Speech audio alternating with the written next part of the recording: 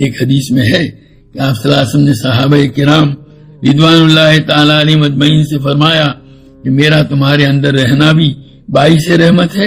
اور دنیا سے چلے جانا بھی باعث رحمت ہے۔ تو صحابہ نے پوچھا یا رسول اللہ،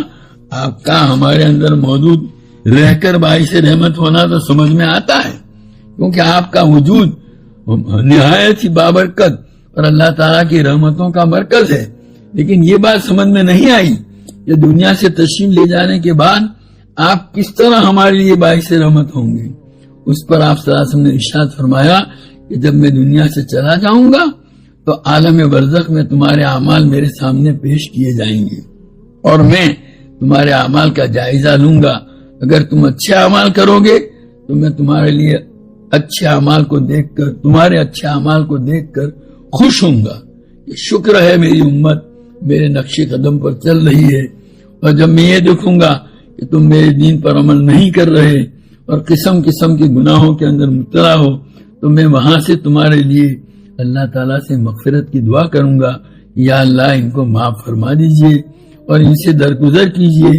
یہ ناسمجھ ہیں، غلطی کر رہے ہیں، یا اللہ ان کو ہدایت دے دے اور ان کے گناہوں کو معاف فرما دے۔ درود شریف پڑھنے والے کو یہ اعزاز حاصل ہے کہ اس کا ہر درود اس کے باپ کے نام کے ساتھ نبی کریم صلی اللہ علیہ وسلم کی خدمت میں پیش کیا جاتا ہے۔ چنانچہ ایک حدیث میں ہے کہ اپنے گھروں کو قبرستان نہ بناؤ اور میری قبر کو یادگار تہوار مت بناؤ، اور مجھ پر درود برابر پڑھتے رہو، کیونکہ تم کہیں بھی ہو تمہارا درود مجھ تک پہنچ جاتا ہے۔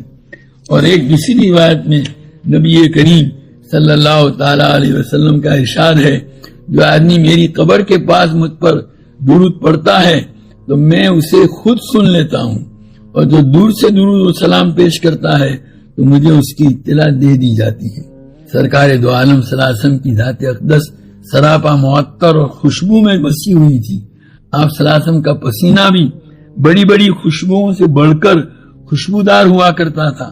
آپ صلی اللہ علیہ وسلم جس گلی سے گزر جاتے تھے شام تک اس گلی سے خوشبو آتی رہتی تھی، اور صحابہ کرام آپ صلی اللہ علیہ وسلم کی خوشبو سونگھ کر پہچان لیتے تھے کہ آج سرکار مدینہ یہاں سے گزرے ہیں۔ اسی طرح جو شخص نبی کریم صلی اللہ علیہ وسلم سے مصافحہ کر لیتا تھا تو شام تک اس کے ہاتھ سے خوشبو آتی رہتی تھی، اور وہ دوسرے ساتھیوں میں اپنے ہاتھ کی خوشبو کی وجہ سے ممتاز ہو جاتا تھا، اور لوگ پہچان لیتے تھے کہ آج تم نے حضور صلی اللہ علیہ وسلم سے مصافحہ کیا ہے، اس لیے تمہارے ہاتھوں سے خوشبو آ رہی ہے۔